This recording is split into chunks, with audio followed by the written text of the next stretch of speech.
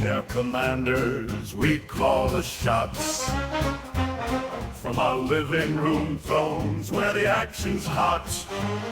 We're the generals of fiction, the masters of war. In silver screen battles with buttered popcorn. Armchair commanders, armchair commanders. Jacket. Because it's been a while since I can say. Did I send you the Hank Hill version of that?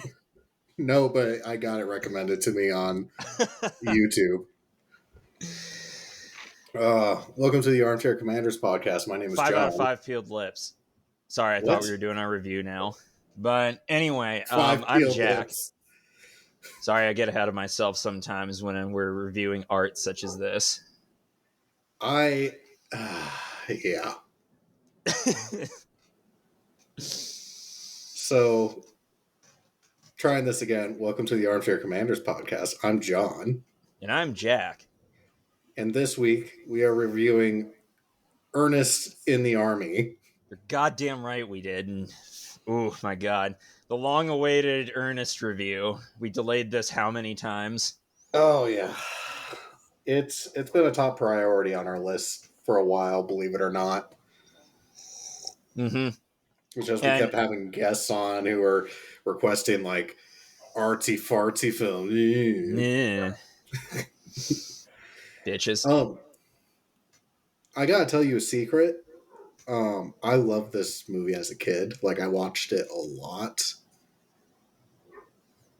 Mm-hmm. That's it. That's all there was. That's all there was to the secret.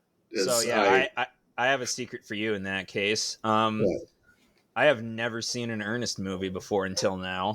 This is your first Ernest movie? This is my first Ernest movie ever. And well, obviously, tell me what you got out of this. This is the greatest movie of all time. The satire is just perfectly biting. It takes time to not be racist by thinking of fictional countries. Kyrgyzstan. So applicable. Ernest is the representation of U.S. interventionalism in the Bush-era politics. But, unlike Bush, he actually found a WMD and, within an hour of getting to the country, too. Where is my Pluton missile? Yep. And I love the fact that, there are parts, because on the side of the missile, it says plutonium. And it's like, okay, yeah, that's like a plutonium bomb's a real thing. But all the characters just shorten it to Pluton, and it just sounds so fucking stupid. Pluton missile. I found it interesting that our Middle Eastern dictator had an obsession with golf. Like, that was I thought it was an interesting character trait to develop. Well, yeah, it ties into Ernest's quote-unquote job of collecting golf balls on the course. Baron von Titleist. Man, yeah, and the secret society that's still in power at the end of the movie and is never dealt with. They just kind of fuck up one of their plans. But I bet there was a plans for an expanded Ernest universe before that guy died. What was his name? He was in Atlantis. Varney. Jim Varney, that's it. I kept wanting to say Jim Vollmer, but it's Varney. Hold on, I need to yell at my dog. All right, I'll be here. Okay. Jim Varney, extended.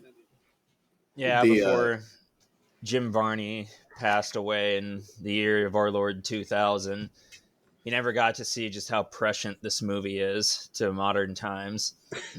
He never got to see Iraq 2 Electric Boogaloo. Man, it's like that one fucking Dr. Manhattan meme where he's sitting on Mars and talking about time.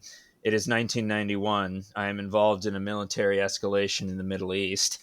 It is 2003. I'm involved in a military escalation in the Middle East. It is 2023, and I'm involved in a military escalation in the Middle East. Ah, yes. So I so I watched this movie. Miranda did not watch it with me. Wonder why. I mean, I don't know what the beef is here. Ernest was really if we want to be all deep in shit on this, like Ernest was the original MCU. Yes. Like Like, Ernest in the army, Ernest goes to jail. Like, you know, I was gonna make some joke about Ernest being the white man's Medea, but Medea came out after this, if I'm not mistaken. So Medea don't is. just don't.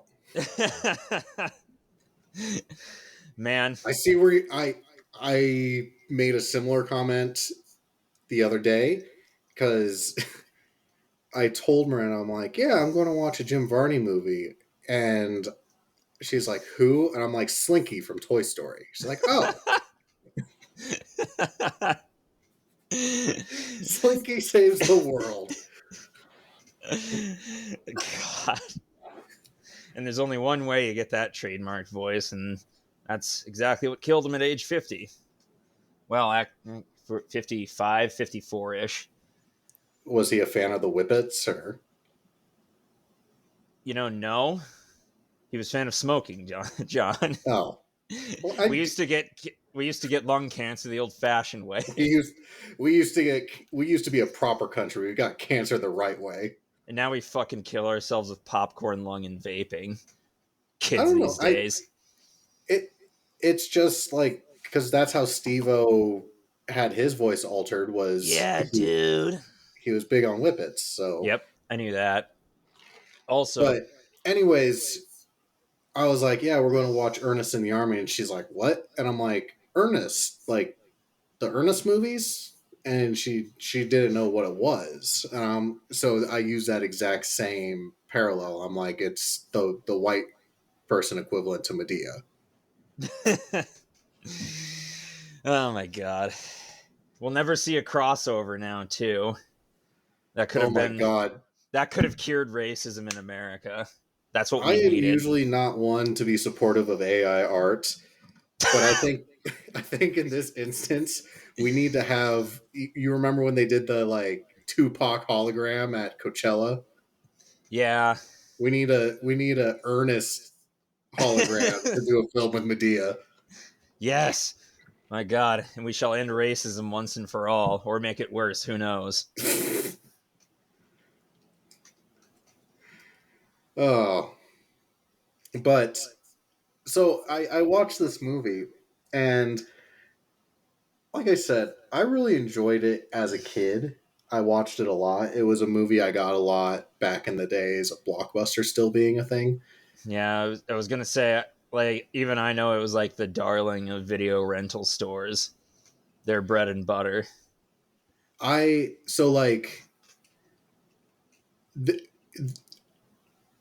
We occasionally went to Blockbuster, but that was kind of like a bougie weekend. Like we had extra spending money was Blockbuster night.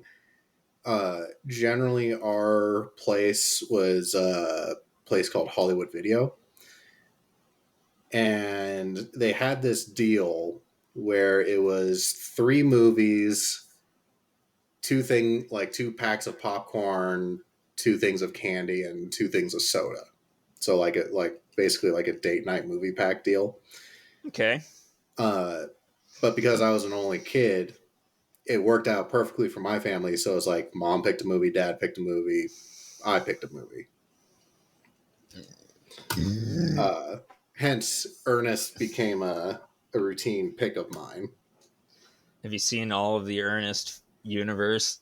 No, I haven't seen the entire Ernest universe, but I should look it up right now, just so we can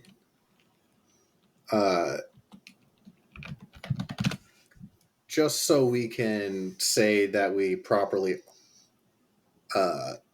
honor Jim Varney here.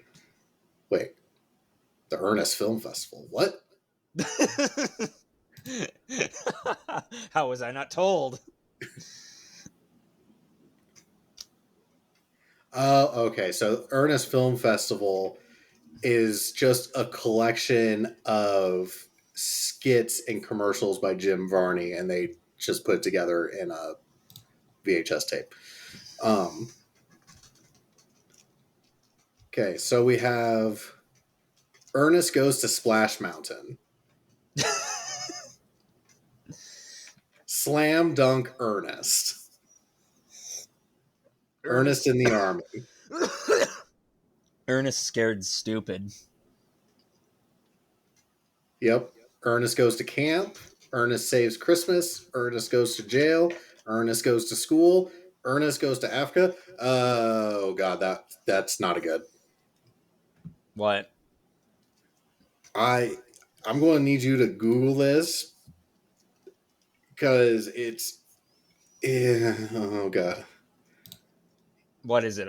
Ernest joins the Confederacy? No, it's Ernest Goes to Africa, but Jim Varney's wearing like a Zulu war mask thing.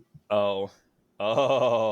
It's like, you can tell from the cover of this VHS tape that this is deeply problematic. Oh man. Just when I was starting to warm up to Ernest, now we gotta cancel him. Yeah, it was a very short run. Yeah, but it was a good one. One total Ernest movie.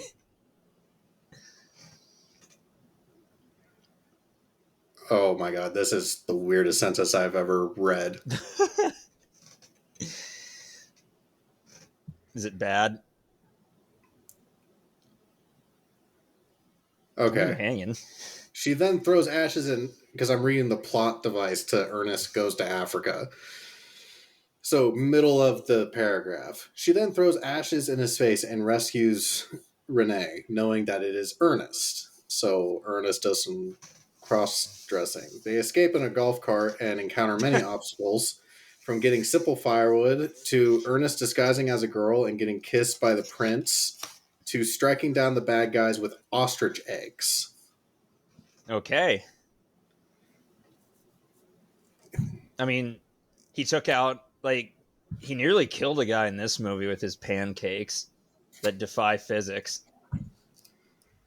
Yeah, I love the fact... Okay, let's backtrack this to... Back to Ernest in the Army. Uh-huh. I love the premise that... it's a very simple setup for this movie. He's a golf cart or a golf ball wrangler guy at a military base driving range. And his buddy, who's a reservist, is like, come join the army. Which is about the realest shit that I could imagine. Because for certain that his buddy is like, fuck, I just want the sign-on bonus. I got a guy to join, right? The $20 and a gift certificate to Binnigan's. Yeah, that's exactly what that is. I was like, that's the realest shit I've ever seen. And I also love that anytime, because they bring up their own plot holes, because Ernest is like, don't I have to go to boot camp and go through all this hardship and this, that, and the other? And the guy's like, no, it's the reserves. It's not the real army. And then that's all the more we ever hear of it. It's literally the plot that episode of Futurama. So you mean we can sign up for the military and get the discount? That would work, unless war were declared. So the second they sign their names, the alarms in the recruits. What's that? War were declared. That is my favorite Futurama moment ever. It's just that one line, war were declared. It took me a really long time to realize that part of that episode is a parody of MASH. MASH, that's it, with IHawk. And for an army, has a fucking built-in glass for a martini, and one hand's a fucking scalpel. Hey Bender, save some for the enemy. Switches from jovial to maudlin. My God, when will the killing end? This isn't a war. This is a murder. This isn't a war. This is a murder.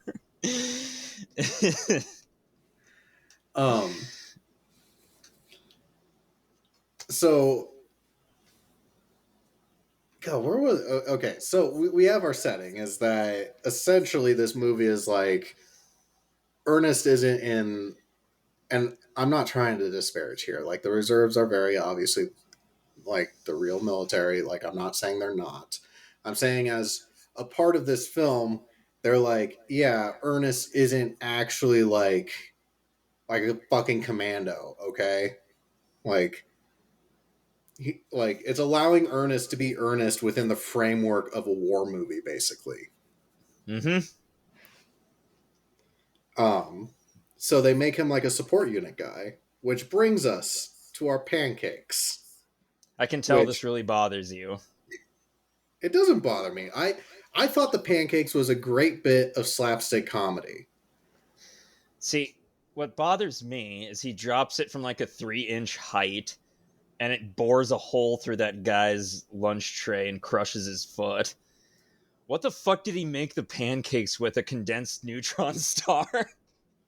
Didn't you see? Well, yes, but He made it with tank patch mix God. because for some reason those two, because pancake mix and tank patch mix were next to each other on the shelf in the kitchen.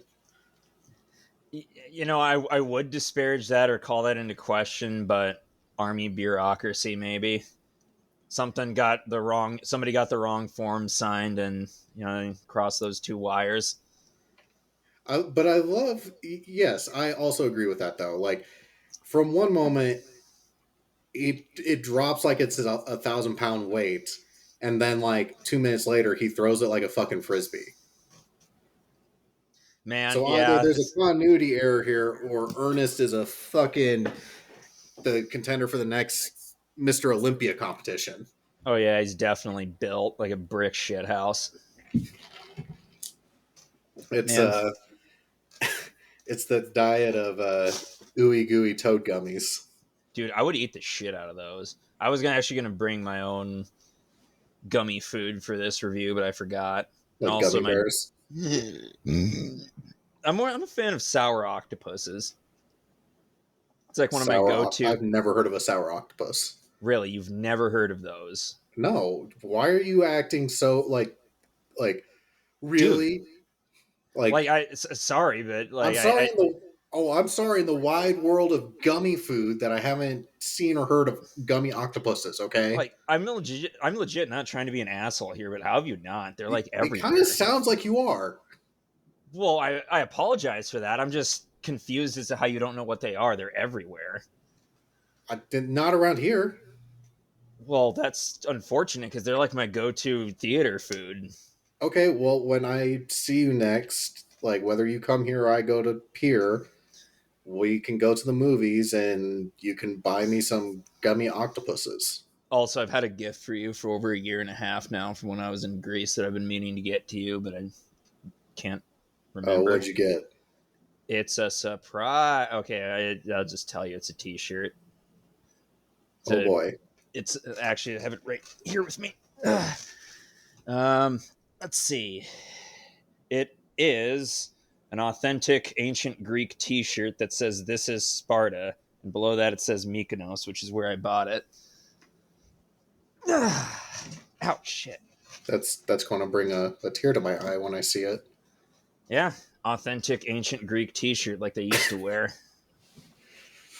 Worn by Leonidas himself.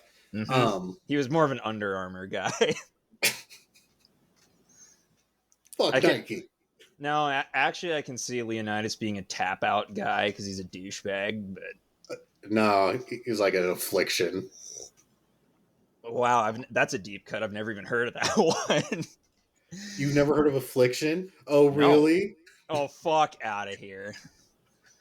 No, affliction was what. But yeah, I Affliction probably was like deserve the that. go-to douchebag T-shirt in the early 2000s. Well, now I gotta go to It's Google like because you'd wear like if you Google it, you just be like affliction T-shirt and puka shell necklace. puku shell necklace. You definitely know what a puka Affliction. shell necklace is. I mean, probably. God damn it! I don't want to buy one. I want to look at images of one. Did you ever? Hold on, I'll show you the first thing that came up in the buy bar before I continue. But okay, so that's what those are called. Okay, now I get it. But I just gotta show you this. This is just. I'm sending you the link. Oh, I was going to say, are you going to do the screen share? No, I'm just gonna text it to you. This is the first thing that came up in the buy bar when I typed in Affliction T-shirt. The easiest way to think of it is like, did you ever meet Miranda's brother? Yeah. This sounds mean, but yes. That is the look. Like her brother in general, or the shirt he was wearing? Just her brother's general aesthetic was Affliction T-shirt and puka shell necklace. Okay, and like yeah, now the Justin Bieber hair flip. Yeah. Like the early J Biebs bowl cut. Yeah, I remember Evan. I remember.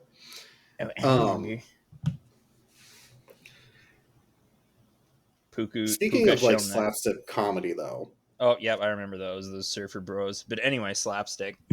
I forgot how much I actually enjoy slapstick comedy until I watched this movie. Because, like, I watched a lot of... That's weird. I know I am. No, because your text came in to my watch, but it's not showing on my phone. Weird. Is it like a fucking delayed? Well, here's the thing: is my watch shouldn't have gotten a text before my phone. Weird. Whatever. Machines are rising. So, like, I watched a lot of Three Stooges when I was a kid because that was what my grandfather was a fan of. So, like, this movie truly was a trip down memory lane. Like, another great bit of slapstick was with the ooey gooey gummy toads, where like he downs an entire box and then like throws it up on the Frenchman. It's like an alien face sucker deal. Yeah, and he knows the fucking method of getting it unstuck from a guy's face. Using a baton and a Jeep. Yep. Like real men. He talks about like the art. That scene also infuriated me because I have an extreme hatred for the sound of chewing. Like chewing food. Oh, like yeah, misphonia. So much so that I will actually stop eating my own meal sometimes because I can't stand the sound of myself chewing. Like, I always need to have like music or a podcast, or something in the background to distract me from the sound of chewing because I just get irrationally angry with it. Really? The more I learn about you. It's the same way, like, whenever I eat around other people, like, there has to be some sort of conversation going on, because if I hear you chewing food, I will probably stab you with a fork. God damn. Wow. Learned something new about homies you've known over 10 years. I've done a good job of hiding it. There's a darkness inside of you, I can tell. I just thought he really liked having the TV on during dinner. Man, you know, I thought he was lovingly stabbing me all these years when I chewed in his fucking ear. So, I was lovingly stabbing you. Wink, wink. Yeah, I loved the action of stabbing you. But, so I take it you're not a big fan of mukbangs. No. What's your take on ASMR? I like ASMR that isn't people making, like, if it's not a person doing an ASMR, like the hello and welcome to tonight's episode. I will be speaking softly like this for the next 75 minutes. No, I don't like that. I hate ASMR. However, one of my favorite like study ASMRs was, there's like a 6-hour long video on YouTube, and it was just called Nuclear Submarine. Oh, yeah, I fucked with that in college. And it was essentially just white noise, but it had the sound of like a generator in the background and like gentle kind of like wave noises interspersed with it. Yeah. Yeah, There's another one that was like space noises that I fucked with, celestial white noise. but my absolute favorite like bit of slapstick comedy in this film was the gas mask scene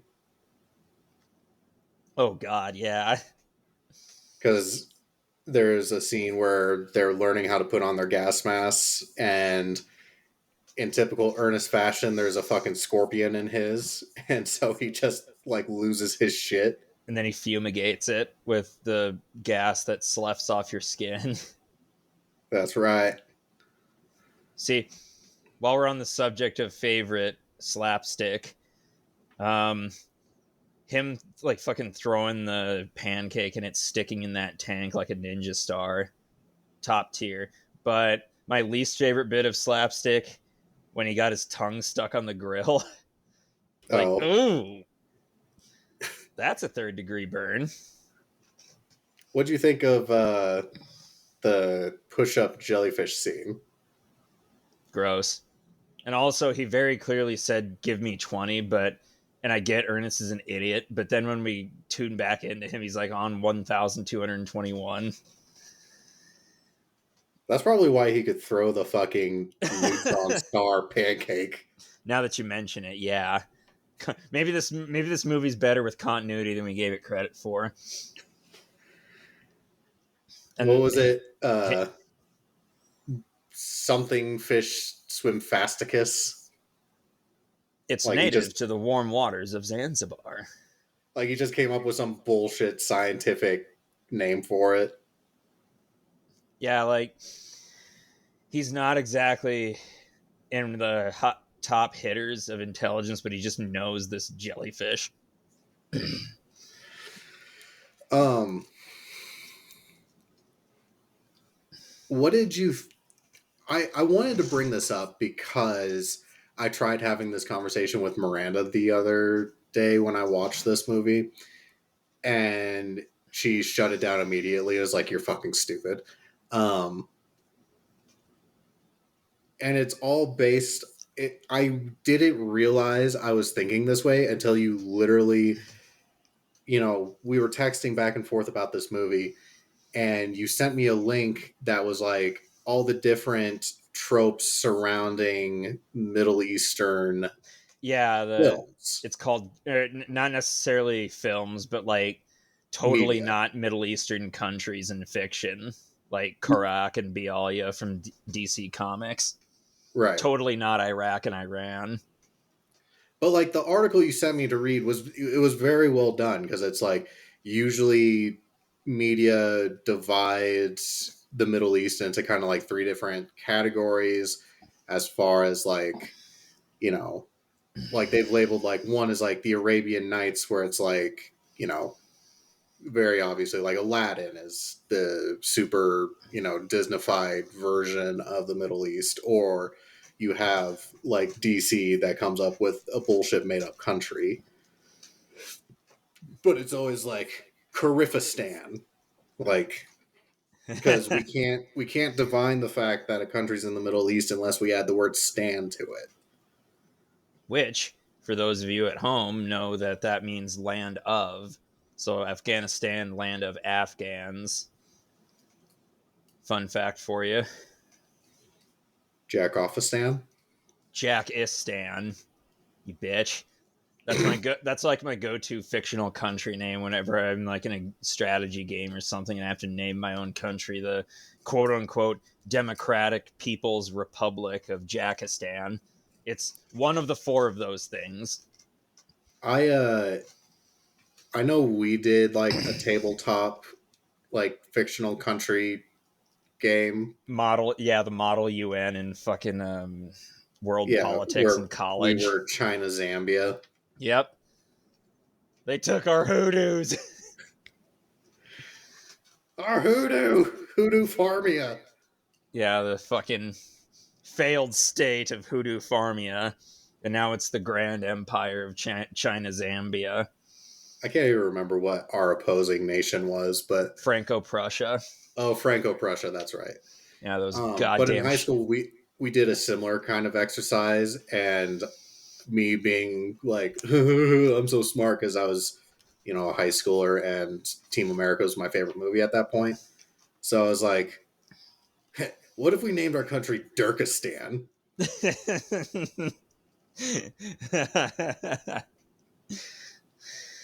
Yeah, people thought I was the shit or thought I was funny for like 30 minutes because of that one. Good. Yeah, top tier, Johnny. Man, you're making me jealous drinking that because I ordered DoorDash earlier and the fucking idiot forgot my Mellow Yellow. I'm sorry. I know, it's tragic. Now I gotta drink this wine and beer. Oh no. Yeah, country boy will survive. So anyways, going into this, I basically had no expectations for this film. I literally went into it just like neutral, empty brain, and I watched it, and I was telling Miranda this. I was like, and I thought about it, or it really solidified once you sent me that article, because this is an Ernest movie. Yes. It is not some grand.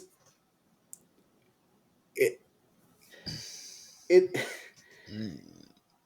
not some master thesis on U.S. Middle Eastern relations and interventionalism and this, that, and the other. Except it is. This film was not written and designed, performed, and released with those intentions. But 30 years after its release, this is the fucking pinnacle of discussing U.S. interventionalism and its place in popular media. And I tried having this conversation, and Miranda's like, "You're fucking stupid. It's a Jim Varney movie." Yeah, well, You're trying to make like a PhD thesis out of the fucking guy who voiced Slinky, okay? Yeah, well, she doesn't understand. What does she know about nuance and subtext being as she's an English major? You would think she would appreciate it more, but yeah, like what do those English majors know? Oh, I'm sorry, I didn't. You know what? Never mind. She is smarter than me, but I really had to think about that, and the thing that really brought me down a peg was so both me and Jack have an acquaintance, and we've talked about him before on this podcast. His name is Frank, and Frank is an interesting individual. And without going too much into it, my views on Frank, or the relationship I have with Frank, was we were at a party once and I was very intoxicated and I was just sitting in a seat and he is standing right next to me and I don't even I'm not paying attention to the point that I don't recognize that Frank is standing next to me, and somebody mentions Frank's name, just like says something to him, and I'm like, in my drunk brain, I'm like, oh, somebody's talking about Frank. And I just loudly declare, Frank's a tool. And Frank's just looks down at me and is like, what? Oh, you're a dick. Yeah, well. Anyways, Frank, do you remember his English poem? Yeah. So he did this poem, and it was about as peak teenage angst as it could be for an English assignment our freshman year of college. So much so that even my wife Miranda went so far as to create a parody poem of it in the same rhyme scheme, just making fun of him for it. And one of the lines, and it has stuck with me to this day, is, I hate the system, but then I realized I am the system. Top tier. Top tiers. Um, and she brought me down a peg the other day when I was trying to make this argument that I'm like, yeah, Ernest in the Army, not designed to be, but realistically is actually a very brilliant film when discussing, like, you know, the U.S. going into to Iraq, obviously related to Kyrgyzstan, the Pluton missile allegory for Saddam's, WMDs, so on and so forth. Mm-hmm. Um, and she's like, right now you sound like Frank in that poem. And I'm like, ow, that was kind of Ow. unnecessary. So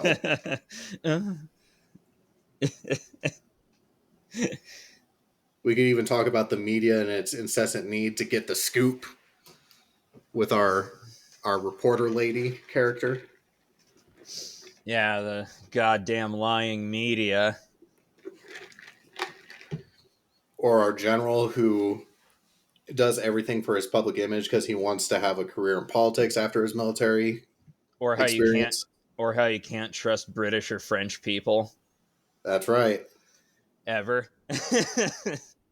Or the eluding of the Inspector Gadget fucking villain. Yeah. He's still out there. Ernest never killed him. Well, that was going to be Ernest goes to the CIA was the next film, but he unfortunately passed away. Yeah, they got him. I don't know. Like, did you have a similar experience where you're like, did you find yourself overthinking this film like I did? Yes. Yes. I genuinely think that's a result of doing this podcast for this long, is that we spent so much time critically thinking about films that I started applying a critical lens to a film that didn't need it. And then you just start noticing like it's a better allegory than it intends to be. Like, if I, and granted, I don't have the qualifications to teach a college class, but if I taught a college class, I would 100% use this fucking film. It's like the stupidest kid in class. That Forrest Gump moment he has where he accidentally says something smart or gets a question right that no one else does, or just knows something that no one expected him to, and he just whips that out. What is your purpose in life, Private? To do what you tell me, Sergeant. You're a goddamn genius. Kind of like that. Mongo just pawn in Game of Life. Like, this is the film equivalent of that, when the dumb kid says something smart. Turns out he can do like complex differential equations. Yeah, he just pulls a fucking what's that? Goodwill Hunting on us. Ah, yes. That's not your fault. It's not your fault. You know, I still think I finally got your text message with the fucking t-shirt. yeah, that was the first result in the buying section for that. For our listeners at home, Jack sent me a link for a t-shirt, and it's just a skeleton holding two machine guns, and it says autism in a font that looks like it's on fire. Hell yeah.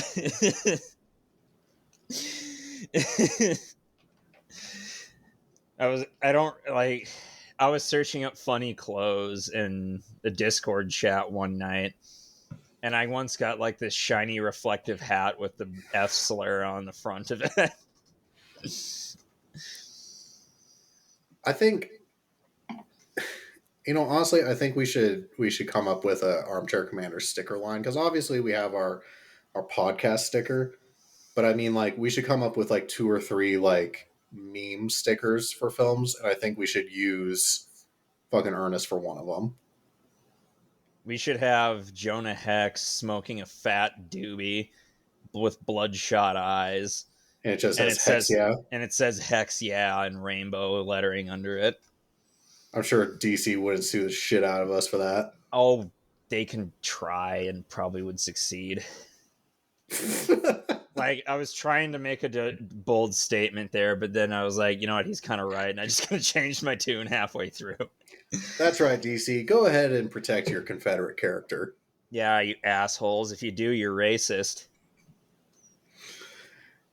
We could just have, like, Ernest throwing a fucking pancake frisbee.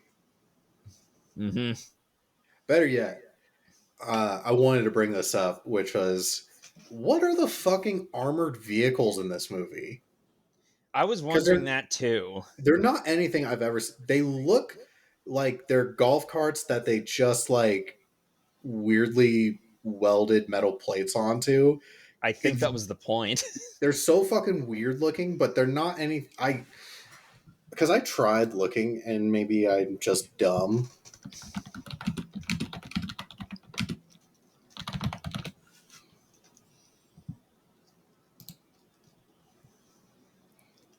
Yeah, like I don't really see any direct things as like an actual thing, but remember I was like, wow, how did this Middle Eastern country get a fucking Cybertruck 10 years before Tesla was a thing? Yeah, it was like the 90s Cybertruck. But we should do that as a sticker, like Ernest riding one of those weird ass looking armored personnel carriers, and it's like still better than a Tesla. They see me rolling. They see me rolling. Oh. And that, like, she gives out that code, like, we're in sector 32, like, I'm channel 32, and he's so close to getting it. It's so frustrating. What did you think of our narrator? I liked the reveal that he was just the kid's dad. A POW, and then he's like start to piece it together that it's Ben Ali's dad.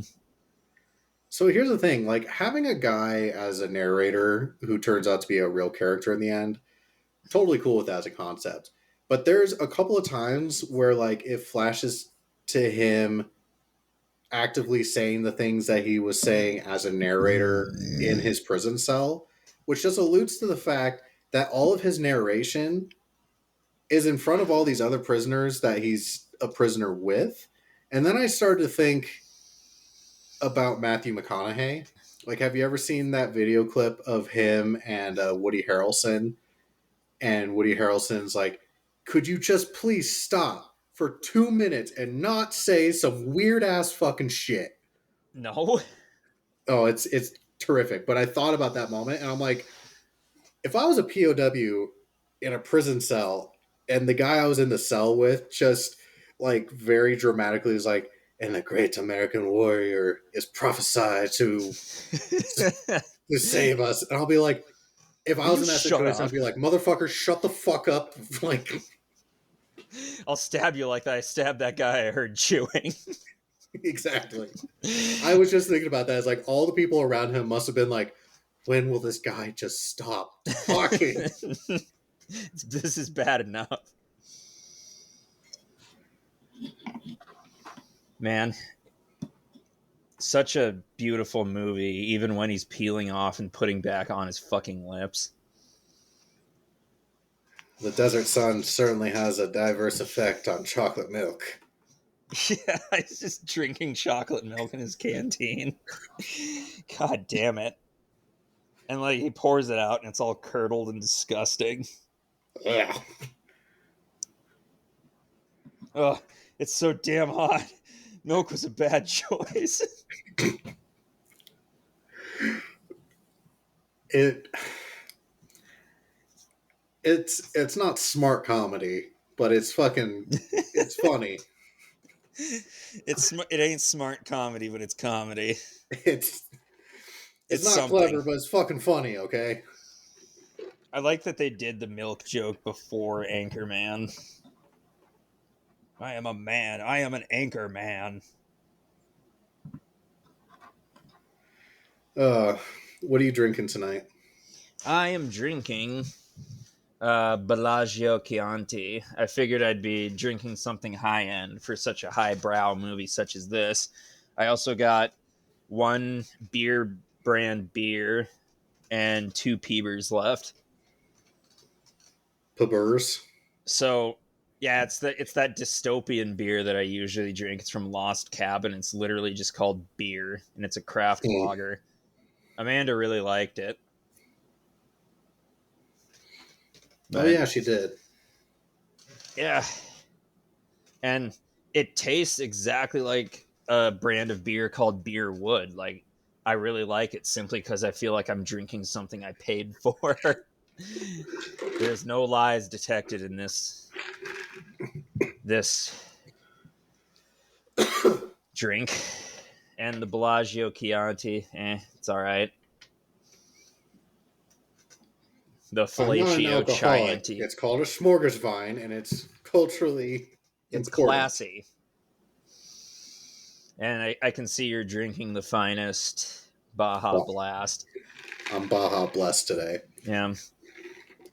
Our Father who art in heaven, Baja be thy blast. Thy I'm not a. taco come, thy bill will be done. And lead us not into Taco John's. And deliver us from potato rounds. Amen. Potato Olays, and For thine is the crunch wrap. oh my god, I fucking love Crunchwrap Supremes. I would do some Did shady I tell things you for one that right now. I'm like the Baja? I'm going to get a Taco Bell tattoo. Well, I'll be damned. Where? Some Forehead? probably on my pop culture arm, but it's on the list. Like I sent it over to my tattoo artist, and he's very excited to do it. So Man, when I was living in Huron, one of the key points that I realized how depressed I was when I was designing this tattoo for my forearm. And it was like a zipper opening and a bunch of trippy shit inside the zipper. like And a scary door. yeah, sure, a scary door. And instead of a zipper head, it was a razor. And below that, it said portal to another dimension. And then I'm like, what the fuck is wrong with me? You probably weren't. Weren't you like not in a good mental health space there Oh, too? no. It was absolutely god awful. It was 6 months of my life I'll never get back. Probably a good thing you didn't get that tattoo at that point. Probably. That being said, we should get like a scary door tattoo together. The scary door.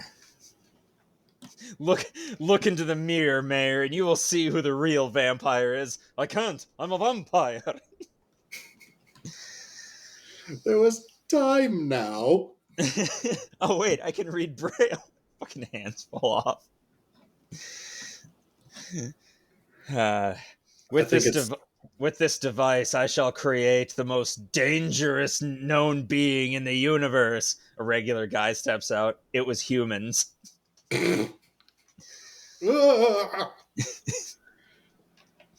But what a tearjerker ending, and I feel like we need to mention that this is the final Ernest movie. Yes, Jim Varney would die shortly after the production of this film. And apparently they'd planned this film for a long time, like right pretty much from the invention of Ernest as a character, they wanted to do this movie.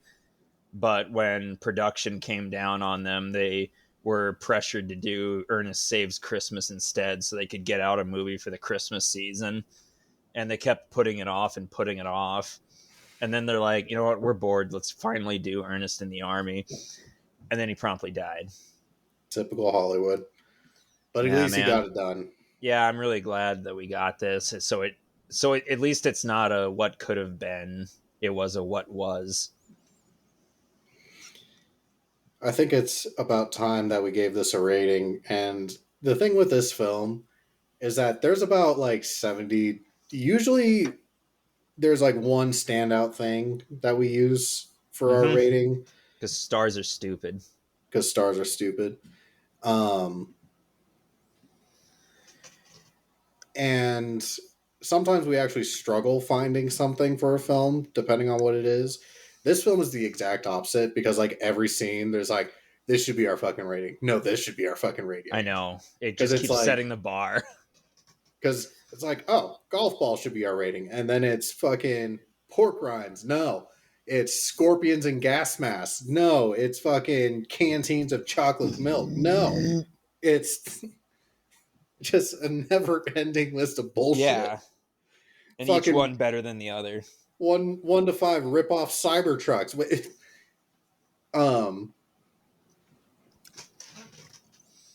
But we agreed on 1 to 5 peeled lips because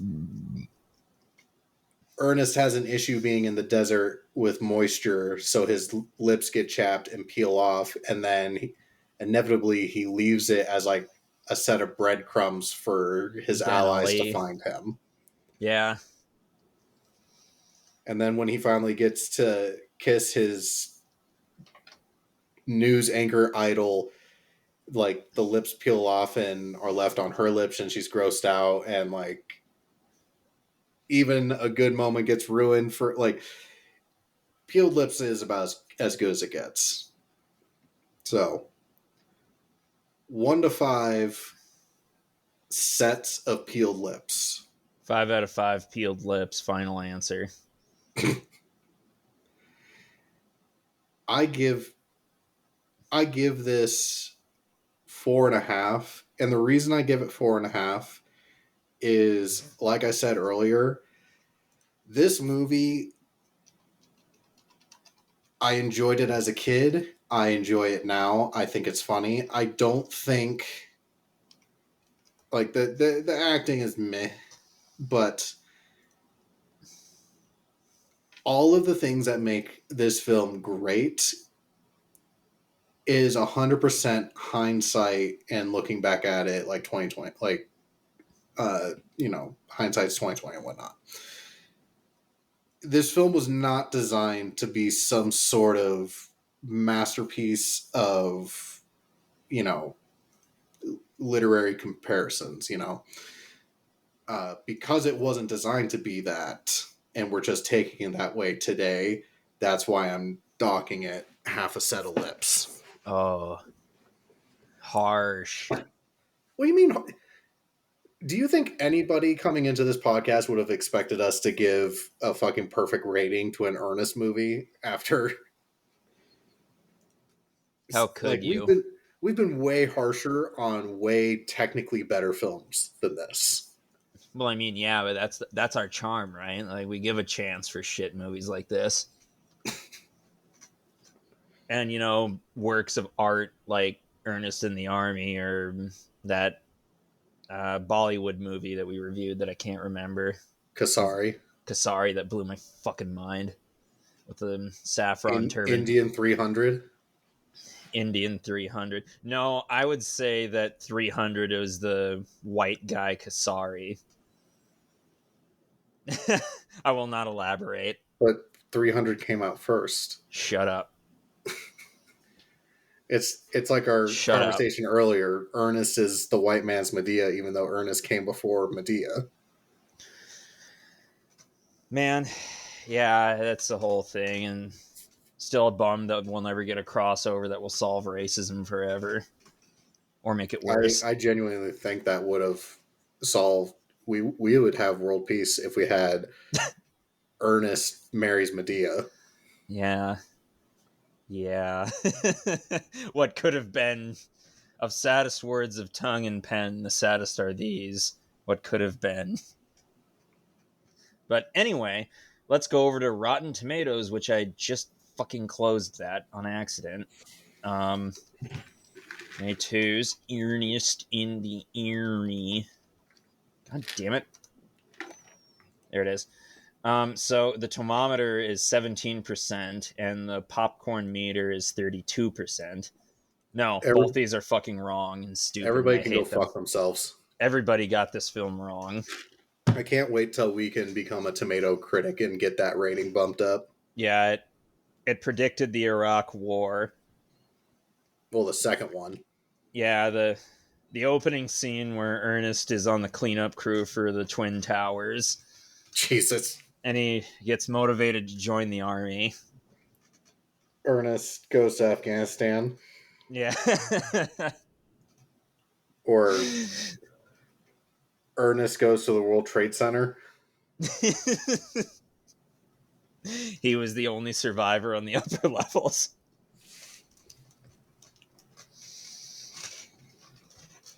Okay. Yeah. I think now's a good time. Oh, I would like to say that I don't approve of 9/11 jokes. I generally actually have a great disdain for them. So there's your fun fact for me about me today. Jack, would you like to know our next movie? Yes. It's The Last Samurai, starring Tom Cruise and Ken Watanabe. Dances with Weebs.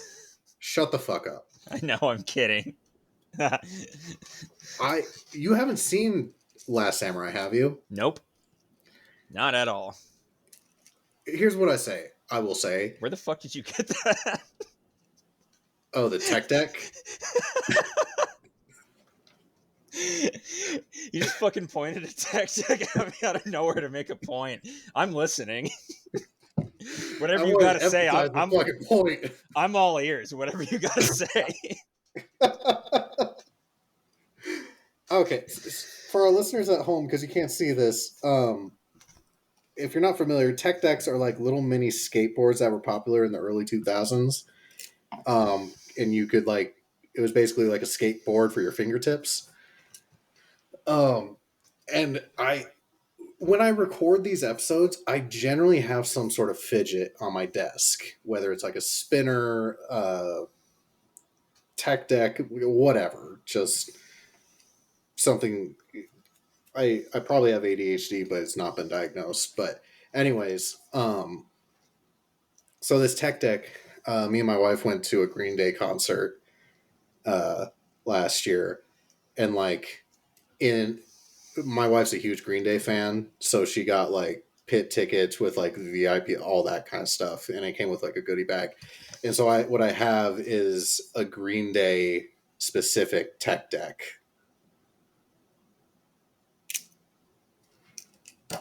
I still can't do a kickflip on it yet. I'm working though. Damn it.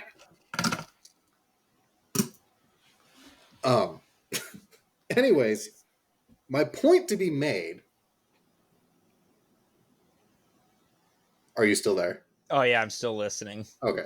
The point I was going to make was we will absolutely have the discussion about whether The Last Samurai is a Dances with Wolves ripoff, because there are a lot of thematic elements that are shared between the films. However, this is a little sneak peek preview. I'm of the opinion that although it shares thematic elements, The Last Samurai is not a ripoff or it, as you called it. I don't believe The Last Samurai is Dances with Weebs. I believe it is absolutely its own story and differs plenty enough, but we will get into that into our next episode. I will die on this fucking hill, and I have a thesis ready for why The Last Samurai is not Dances with Wolves. Well, all right. I can't wait to hear it. I'm willing to give this movie a chance. It's a great movie. I personally, Last Samurai is in my top 10 war movie category. Really? Yes. Well, I'm excited to see Ken Watanabe. I like him more than Tom Cruise, if we're being honest. Yeah, I mean, don't get me wrong, I'm not that much of a Tom Cruise fan either, but Ken Watanabe does a stellar fucking job in this movie. Hell yeah, that's what I like to hear. Do you have anything else? Really, we could go for some ooey gooey gummy toads. Some gummy octopuses? Yes, which are a real thing. I won't Gummy be gaslit by you. I'm not saying they're not a thing. I'm just saying I haven't heard of them. Sour bright octopuses. Oh my god, they're so good.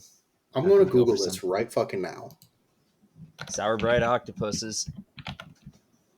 I'm not crazy. Oh, they're made by Trolley. Huh. Well, I've definitely seen and heard of trolleys. I've never heard of the trolley octopus. Tra-la-la. Okay. Anyways, Last Samurai next week. All right, can't wait. If you've enjoyed this episode, please leave a review. Despite us saying the stars are stupid, they do matter. If you want additional content from us, you can find us on Facebook, Instagram, TikTok, YouTube, all those good places. Until next week, I have been John. And I'm Jack. And we will see you all later. Bye.